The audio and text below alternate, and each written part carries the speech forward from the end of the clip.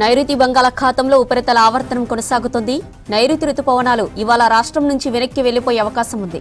ఈ ప్రభావంతో రాష్ట్రంలో 3 రోజులు వర్షాలు కురిసే అవకాశం ఉందని తెలిపింది వాతావరణ శాఖ. ఇవాళ రాష్ట్రంలోని పెద్దపల్లి, జయశంకర భూపాలపల్లి, ములుగు, భద్రాద్రి కొత్తగూడెం, ఖమ్మం, నల్గొండ, సూర్యాపేట, మహబూబాబాద్, వరంగల్, హనుమకొండ, జనగాం, నాగర్ కర్నూలు, వనపర్తి జిల్లాల్లో మోస్తరు వర్షాలు కురుస్తాయంది వాతావరణ శాఖ. నిన్న పలు జిల్లాల్లో వర్షాలు పడ్డాయి. రాత్రి యాదాద్రి భువనగిరి జిల్లా వలిగొండ మండల కేంద్రంలో 18 సెంటీమీటర్ల వర్షం నమోదైంది. ఇదే జిల్లాలో మోత్కూరు మండలం దట్టప్పగూడలో 13 సెంటీమీటర్ల వర్షపాతం నమోదైంది. ఇక మహబూబాబాద్ జిల్లా కొరివి మండలం అయ్యగారిపల్లిలో 12 సెంటీమీటర్ల వాన పడింది.